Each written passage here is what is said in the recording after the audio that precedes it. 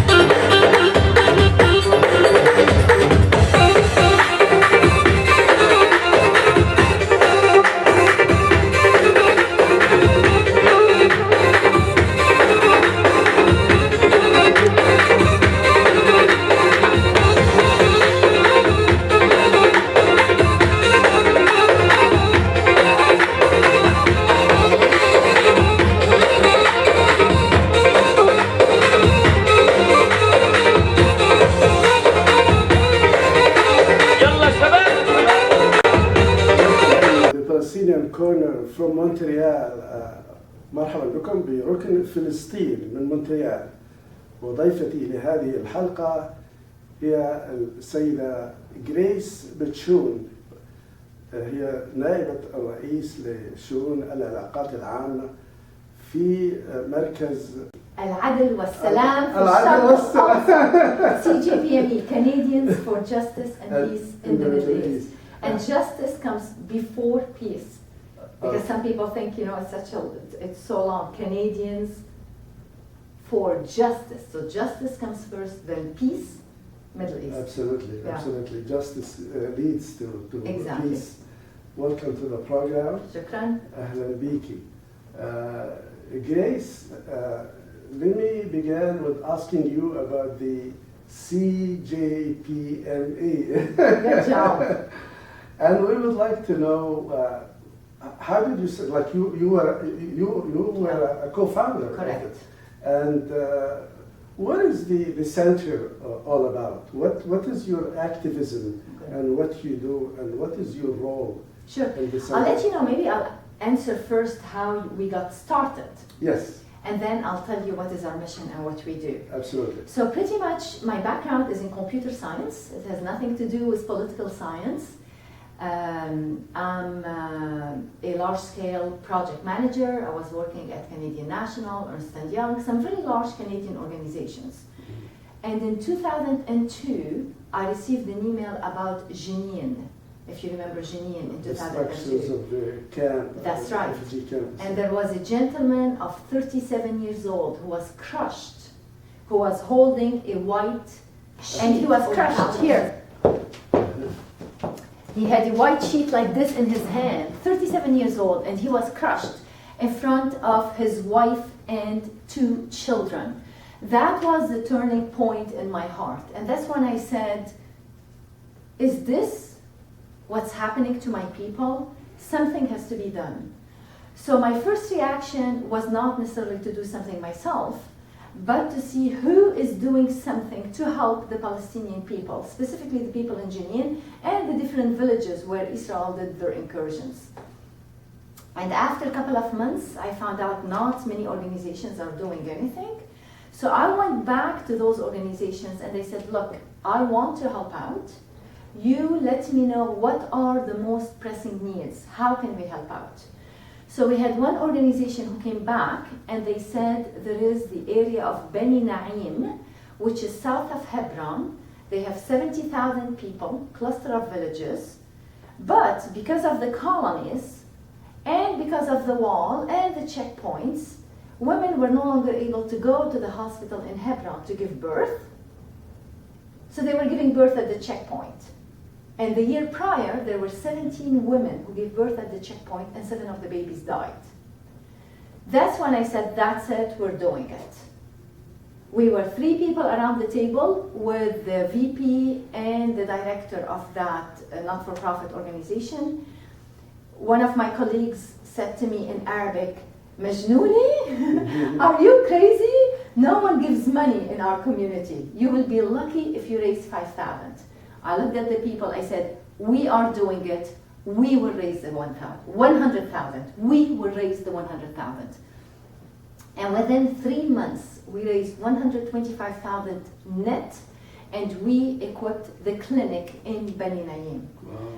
Then we did another project. It was Nahalin, which is south of Bethlehem. Nahalin is a village that's circled 3/4 by, on 3 sides by the wall, and the farmers lost 80% of their land, 80% of their agricultural land, and the 20% remaining was arid. They couldn't cultivate it. So what we did, we raised another 120,000, and we helped them to terrace their land, to be able to live off it, to be able to grow food and fruits and vegetables, but at the same time to be able to retain the rain, the water from the rain. Right. So they were able to terrace whatever is remaining. Then we did another project for Gaza, where we bought water purifiers to enable many people to drink potable water. And then in 2005, we said we could keep emptying our pockets and keep going to the same people asking them for money. But really the problem, and the next day Israel could demolish it or anything could happen. So we said, we are Canadians, we are professionals, we are Canadians, we live here. We need to influence where we are. And even though we did not have the intention to start an organization, but we looked around and there's no national organization doing any advocacy work in Canada. And that's when, in 2005, we decided to incorporate Canadians for Justice and Peace in the Middle East. Good job. That's how we started. Good So job. I went from political science, I went from computer science to political science. 180 degrees switch. Welcome. Thank you. Because I'm a graduate in also political science. Oh, political science. Okay, nice.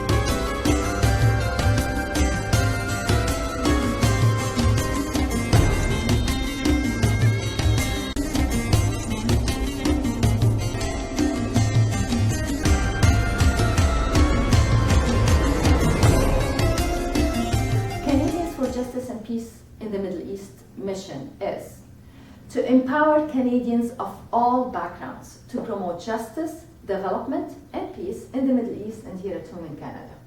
So how we do it? Threefold. The way that we empower people is by informing them, by equipping them, and by providing them opportunities to make a difference. The way we inform people is by speaking tours. For example, I'm working right now, we're bringing Dr. Tariq Ramadan. I'm doing a speaking tour starting Calgary, Edmonton, London, Mississauga, Toronto. So one of the ways of informing is having speakers and doing tours. Photo exhibitions, we're very known for our photo We're very well known as well, if people were to look up our website, CJPME.org, we're very well known for our facts. You've got the information. How can I get you to speak up in the media? How can I get you to stand up and speak to your MP? Go meet your MP. Right. Get him to represent you.